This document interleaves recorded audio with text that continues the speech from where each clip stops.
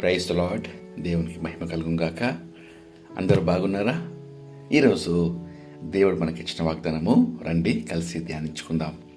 యెషయా గ్రంథము 49వ అధ్యాయము 25వ వచనము. నీ పిల్లలను నేనే రక్షించదను. ప్రియమైన దేవుని బిడ్డలారా, దేవుడు మనల్ని ఆశీర్వదించి పిల్లలను దయచేస్తాడు. అయితే ఈ భయంకరమైన ప్రపంచంలో వారిని సంరక్షించాలంటే తల్లిదండ్రులుగా ఎంతో కష్టపడవలసి ఉంటుంది.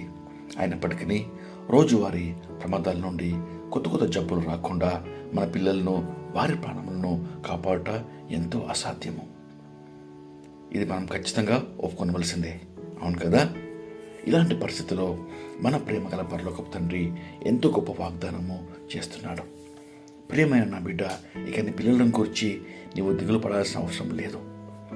ఏ ప్రమాదం కానీ రోగం కానీ వచ్చినా నేనే వారిని కాపాడి రక్షిస్తాను.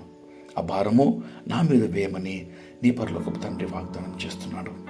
మీరు ప్రేమగల తల్లిగా, తండ్రిగా ఆ పరమ తండ్రి పాదం మీదకు వచ్చినప్పుడు, నీ బిడ్డలను ఆయనకు సమర్పించినప్పుడు, నీ బిడ్డల నిమిత్తము ప్రార్థించి మొరపెట్టినప్పుడు, మీ బిడ్డలను ఆయన తన కరుణగల హస్తాలతో సంరక్షించి దీవించి గొప్ప ఆశీర్వాదంగా దేవుడి ప్రపంచంలో చేస్తాడు. ఇటు వాగ్దానం పొందుటకు రండి కలిసి ప్రార్థన చేసుకుందాం. ప్రార్థన. మహాపరిశుద్ధమైన మా ప్రియమైన పరలోకపు తండ్రి, కృపగల దేవా, మీరు ఇచ్చిన శ్రేష్టమైన వాగ్దానంకై మీకెంతో స్తోత్రం చెల్లిస్తున్నాం. నీ పిల్లలను నేనే రక్షించదను. ప్రభువా, రక్షించేవాడు మీరే తండ్రి. కొనుకక నిద్రపోక కనుపాప వలె తండ్రి బిడ్డలను, మా కుటుంబాలను తండ్రి ప్రేమించి సంరక్షించే దేవా, మీకు ఎంతో స్తోత్రం చెల్లిస్తున్నాం. ప్రభా, ఈ ఉదయకాలం ఈ వాగ్దానము మా జీవితంలో, మా బిడ్డల జీవితంలో ప్రభా మీరు నెరవేరుస్తున్నారయ్యా. మీకు ఎంతో స్తోత్రం చెల్లిస్తున్నాం.